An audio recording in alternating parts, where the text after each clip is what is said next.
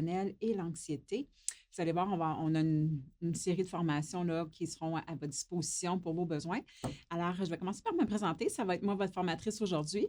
Mon nom est Gabrielle Brindamour. Je suis cofondateur de Nouveau Genre. Et puis, qu'est-ce que j'ai comme expertise, en fait, qui me permet de vous livrer cette formation-là? Eh bien, j'ai un... Ça fait, si je vois avec le côté académique, j'ai une maîtrise en administration des affaires avec un profil en gestion des ressources humaines. J'ai un baccalauréat en enseignement technique, alors comme enseignement d'un métier auprès des adultes. Et puis, j'ai un DEC en éducation spécialisée. Alors, j'ai combiné au fil des années, j'ai combiné la relation d'aide, donc tous les enjeux psychosociaux et les enjeux administratifs pour le volet académique. Pour mon volet professionnel, mon expertise, ben, elle est très variée et elle est éclectique. Euh, je fais de la pratique privée en intervention psychosociale depuis plus de 15 ans. Je dirige un organisme en santé mentale pendant 13 ans. Cordeau clinique aussi auprès d'adolescents en troubles du comportement. Beaucoup de coaching en entreprise depuis plusieurs années aussi. Fournisseur de services pour Santé Canada sur les enjeux de santé mentale au travail. Et je crois que j'en échappe un peu. Alors, c'est juste pour dire que l'expérience, elle est variée et c'est ce qui permet de combiner, en fait, des enjeux sur qu'est-ce que c'est les anxiétés, les trucs de ce genre et les enjeux organisationnels qui vont générer ces affects-là. Et ça pourrait miner aussi l'atmosphère au travail, ça pourrait avoir des impacts sur leur intention personnelle, ça pourrait avoir des impacts dans les dynamiques, dans l'équipe. Et c'est pour ça aussi qu'on vous présenterait éventuellement là, des formations sur les interactions saines parmi les équipes, et etc. Alors, la programmation d'aujourd'hui, notre programmation d'aujourd'hui, c'est de parler un petit peu de qu'est-ce que l'anxiété. On va regarder rapidement ce que c'est parce qu'à la base, il faut comprendre on dit toujours l'anxiété, mais dans un monde idéal, on dirait les anxiétés. C'est rare qu'on en a juste une. C'est important de comprendre bien.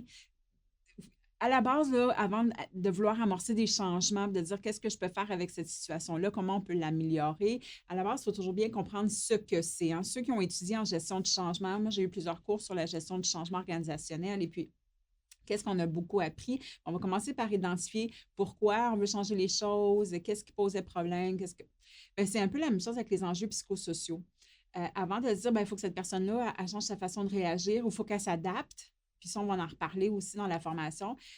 Bien, il faut comprendre qu'il y a un mécanisme de résistance en arrière et le mécanisme de résistance est souvent généré par des anxiétés, donc diverses peurs que la personne perçoit, en tout cas, ou sent, qui vont servir de frein au changement. Fait qu'on va aborder ce sujet-là aussi. On va aborder, des fois, je vais trop vite, je m'excuse. On va aborder aussi les impacts des changements organisationnels chez les individus qui les subissent. Il y en a divers et quand on planifie faire des changements. Quand je donne de la formation, en tout cas sur la gestion des changements en entreprise, une des choses que souvent je vais prendre le temps de regarder avec les gestionnaires, c'est précisément ça. Est-ce que vous saisissez bien les impacts que cela va avoir sur les gens concernés?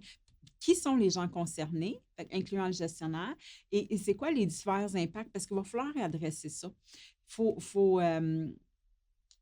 Il faut non seulement les comprendre, mais il faut être capable de trouver déjà des alternatives pour leur parler. Sinon, ça va prendre des ampleurs qui pourraient parfois être problématiques à l'implantation du changement. On l'a vu beaucoup, là, on vient de traverser une situation pandémique, on l'a vu beaucoup. Moi, j'ai donné beaucoup d'ateliers en situation pandémique avant, pendant, là, sur différents enjeux, mais il y en a que c'était la conciliation au travail, parfois c'était le retour au travail, le retour en formule hybride. Il y a eu toutes sortes d'adaptations comme celle-là, mais au final, on revenait généralement à qu'est-ce qui fait que ce nouveau changement-là, qui est en émergence, en tout cas en processus de se faire, puis qui est pour certaines personnes obligatoire, donc subi, semble si difficile à procéder, puis les gens, souvent, les gens ils ont nommé un découragement ou une crainte ou un sentiment d'être dépassé par tout ça. Bien, ce sont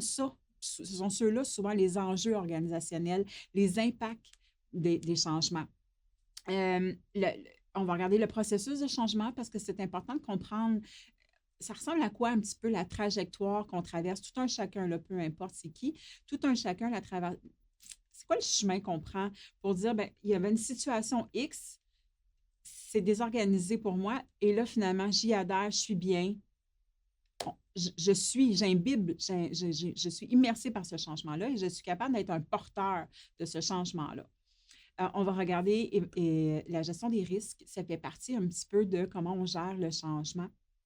Parce qu'il y a le risque perçu, il y a le risque imaginé, puis il y a le danger, puis comment on gère ces notions-là. Parce que souvent, on a tendance parfois, surtout quand l'anxiété s'en mêle, et c'est pour ça que l'anxiété est jumelée à ce thème-là. Quand l'anxiété s'en mêle, puis il y a une perturbation un petit peu, c'est flou un petit peu comme on perçoit les choses à ce moment-là, et ça fait en sorte que souvent on va les grossir. Puis quand on les grossit, ça se peut qu'il y a certaines choses qui étaient peut-être un risque qu'on va commencer peut-être à percevoir comme un danger, et puis ben là, ça va faire en sorte que notre niveau de détresse va augmenter, puis on va être plus à la recherche de situations, de solutions qui sont peut-être démesurées. Donc, on va regarder ça. On va regarder aussi les éléments de contrôle, et puis, mais très, très rapidement. Et puis, on va regarder qu'est-ce qu'on peut faire, là? Des petits trucs, des petits outils là, pour qu'est-ce qu'on peut faire pour composer avec les différentes anxiétés, les nôtres, ceux de nos équipes de travail, nos collègues, etc. C'est le programme qui vous attend.